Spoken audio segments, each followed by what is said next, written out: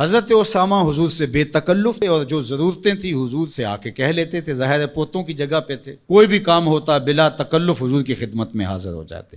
حضرت اسامہ بن زید کہتے ہیں ایک دن رات کا ایک حصہ بیت چکا تھا اور مجھے حضور سے کوئی کام، کوئی حاجت حضور سے جڑی تھی اور اس کی تکمیل چاہ رہا تھا، تو میں رات کے وقت ہی آ گیا۔ ظاہر ہے کہیں جانا ہو تو بندہ سوچتا ہے، لیکن جہاں اتنی بے تکلفی ہو وہاں کہتا ہے چلو میں چلا جاتا ہوں، تو وہ حضور کی خدمت میں حاضر ہو گئے۔ تو آقا کریم تشریف لے آئے۔ اللہ اکبر! حضور علیہ السلام نے ایسے ہی چادر لپیٹی تھی اور حضور کے اطراف میں ابھار تھے، لیکن مجھے نہیں پتا تھا کہ اندر کیا ہے، تو میں نے حضور سے حاجت کہی، حضور نے میری حاجت پوری کر دی۔ فلما فرغت من حاجتی، جب میں اپنی حاجت سے فارغ ہو گیا، جو میرا کام تھا وہ ہو گیا، تو پھر میں نے یہ سوال کر ہی لیا، قلت ما ھذا الذی انت مشتمل علیہ، میں نے کہا حضور یہ کیا ہے جس کے اوپر آپ نے چادر ڈال کر ڈھانپا ہوا ہے؟ فکشفہ، تو حضور نے کچھ بتانے کی بجائے چادر ہی کھول دی۔ جب چادر کھلی تو منظر صاف تھا۔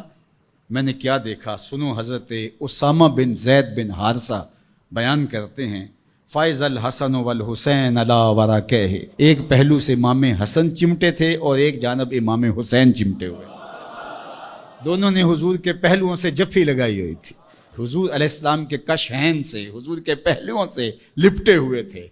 اللہ اکبر! ظالموں، تم نے تیر حضور کے پہلوؤں پہ مارا ہے، حضور کے پہلوؤں سے یہ شہزادے لپٹے ہوئے ہیں۔ اور پھر آقا کریم نے کیا کہا؟ فقال ھذان ابنایا، فرمایا یہ دونوں میرے بیٹے ہیں، و ابناؤ ابنتی، اور میری بیٹی کے بیٹے ہیں۔ اللہم انی احبہما، اے اللہ میں ان سے پیار کرتا ہوں، فاحبہما، تو ان سے پیار کر، فاحب من یحبہما، اور جو ان دونوں سے پیار کرے مالک اس سے بھی پیار کر۔ اللہ اکبر! حذیفہ بن یمان اپنی ماں کی مغفرت کا سوال لیے حضور کے پاس حاضر ہوئے تھے، اور آقا کریم نے ان کو یہ خبر بھی دی، حذیفہ سنو، یہ فرشتہ میرے سامنے حاضر ہے اور یہ میری فاطمہ اور میرے حسن حسین کے لیے جنتیوں کی سرداری کا مجدہ جاں فضا لے کر آئے ہیں، پیغام لے کر آئے ہیں، بشارت لے کر آئے ہیں۔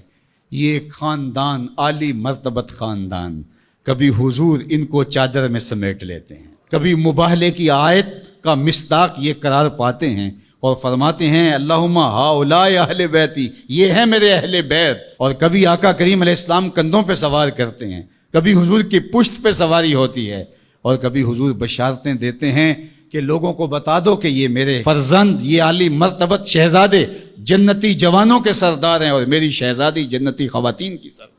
یہ عالی مرتبت خاندان جن کی عظمتیں اتنی بلند ہیں اور جن کی رفعتوں کے پھریرے لہرا رہے ہیں، تو جتنا اونچا منصب ہوگا امتحان بھی تو اتنا اونچا ہوگا، جتنی بڑی شان ہوگی تو امتحان بھی اس کے مطابق ہوگا۔ پھر 10 محرم کو جو امتحان ان شہزادوں نے دیا اور ثابت کیا کہ ہم سرداران جو جنت ہیں وہ ایسے ہی نہیں بن گئے، کیسے کڑے امتحان سے گزر کر کے ہم اس مرتبہ رفیع کے اپنے آپ کو حقدار بتا رہے ہیں۔ کوئی یہ نہ کہے کہ پیغمبر نے اپنے نواسے جان کے ایسے ہی بشارت دے دی تھی اور یہ عظمت ان کو حاصل ہو گئی تھی، ورنہ ان کے اندر کیا رکھا تھا۔